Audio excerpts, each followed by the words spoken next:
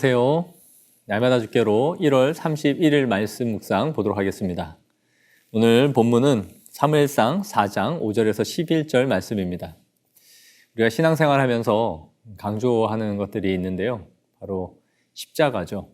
그리고 그것이 우리의 신앙을 상징처럼 보여주는 물건이기도 한 것 같습니다.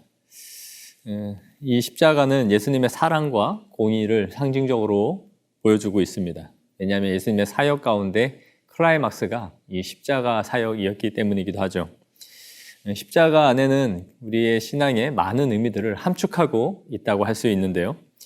그래서인지 이 십자가는 기독교 용품 여러 곳에 새겨져 있기도 해요. 그러나 중요한 것은 그 십자가가 가지고 있는 의미이지 십자가 자체는 아닙니다. 하지만 영화 같은 데 보면 드라큘라나 어떤 유령 그런 존재들이 십자가만 보면 힘을 못 쓰고 하는 그런 장면들을 보면서 십자가 자체에 어떤 능력이나 효험이 있는 것처럼 그렇게 묘사되기도 합니다. 그러나 그 의미를 모른 채 상징물 자체를 귀하게 여기는 것은 일종의 우상에 지나지 않다라고 할 수 있습니다. 그래서 저희 교단에는 십자가를 강대상에 아예 놓지 못하도록 그렇게 하고 있죠. 또 우리는 십자가만이 아니라 말씀을 강조합니다.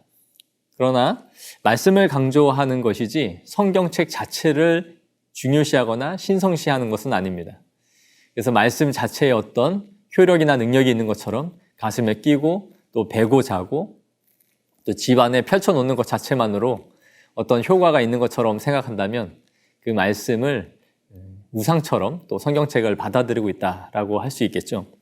그 자체가 또 우상이 될 수 있는 것입니다. 신앙이 있는 성도들에게 이런 말은 당연하고 또 유치해 보일 수 있는 것이기도 하지만 사실 이스라엘 백성들이 이런 마음을 갖고 있었다라는 것을 오늘 본문이 보여주고 있습니다. 오늘 이스라엘 백성들은 블레셋과 전쟁을 하고 있는데요.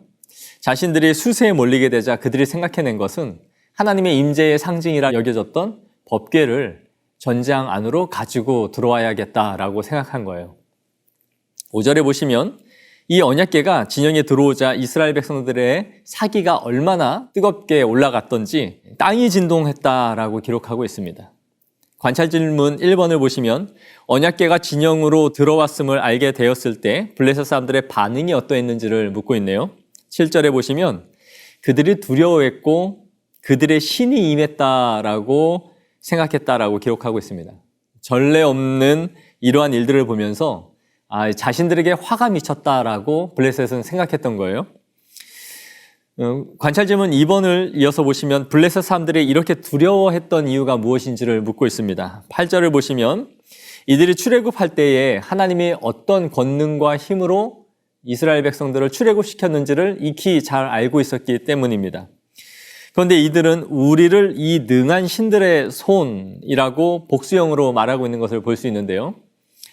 이들은 유일신 하나님에 대한 개념을 갖고 있었던 것이 아니라 자신들의 생각하는 신처럼 여러 신들, 그 다신론의 개념을 가지고 하나님을 생각하고 있었던 것이죠.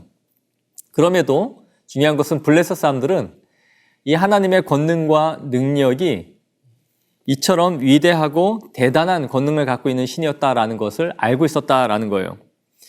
이스라엘이 법궤를 가지고 옴으로써 이 전세의 판도를 바꾸려는 목적은 분명히 어느 정도 성공하고 있는 것으로 보여집니다. 이스라엘의 사기는 하늘을 찌르고 있었고 블레셋은 이미 겁을 먹은 상태에 있었기 때문이죠. 하지만 그 결과는 어떠했습니까? 이스라엘 백성들은 처참하게 패배했고요.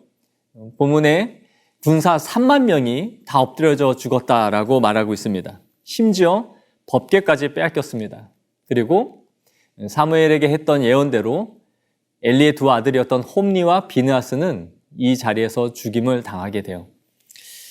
연구와 묵상 질문을 보시면 이스라엘이 언약궤를 앞세우고 승리를 확신하며 전쟁을 했지만 왜 이스라엘이 패했는지를 묻고 있습니다. 그 이유는 이들이 하나님을 자신들의 필요에 따라 이용하려 했기 때문이에요. 법궤는 모세가 시내산에서 받은 하나님이 주신 말씀이었죠. 그야말로 하나님의 임재의 상징이 법궤라고 할 수 있었습니다. 그래서 일반 사람들은 가까이 할 수도 없었고요. 1년에 한 번 대제사장만 지성소에 들어갈 수 있었습니다. 그만큼 신성시되고 또 하나님의 임재와 영광이 이곳에 임하는 것으로 여겨졌던 것이죠. 이스라엘은 하나님에 대한 경외감이 없이 법계 자체가 가지고 있는 이 신비적이고 주술적인 방식으로 하나님의 능력을 이용하여 자신들의 승리를 거둘 수 있다라고 생각했던 거예요.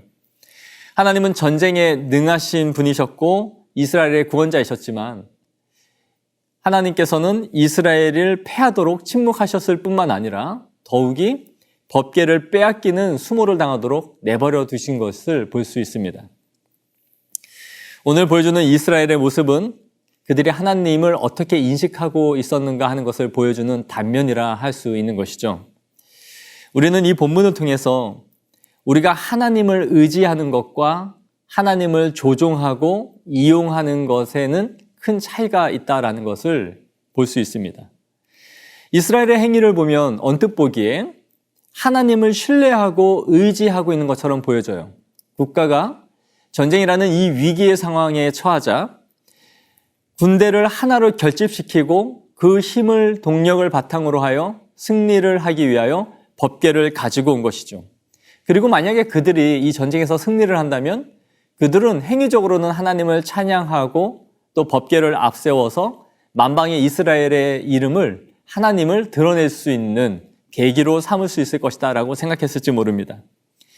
하지만 하나님은 전쟁을 패하게 하시고 법궤를 빼앗기게 하심으로써 오히려 자신이 무능한 신이 될 수 있을 수도 있는 이 상황 속에서 오히려 이스라엘을 패하게 내버려 두는 것을 보여주는 것이죠.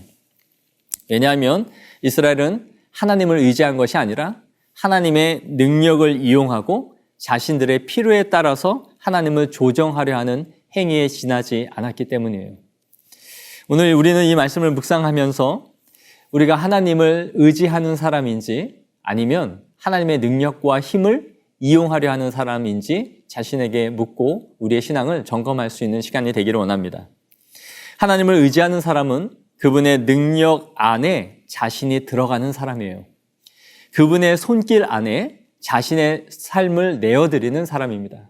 그러나 하나님을 이용하고 조종하려 하는 사람은 자신의 손 안에 하나님을 놓아두려고 하는 사람이에요. 그분을 자신의 삶 안으로 끌어들여서 내가 하고자 하는 것을 그분의 능력으로 이루고자 하는 삶입니다. 그러나 우리 성도들은 하나님의 손 안에 올 한 해를 놓아두기를 원합니다. 가족들과 함께 즐거운 시간을 보내게 될 텐데 또 새해를 시작하면서 하나님의 손 안에 우리를 내어드림으로써 그분을 의지하는 오늘 하루가 되고 또 새해가 되었으면 좋겠습니다.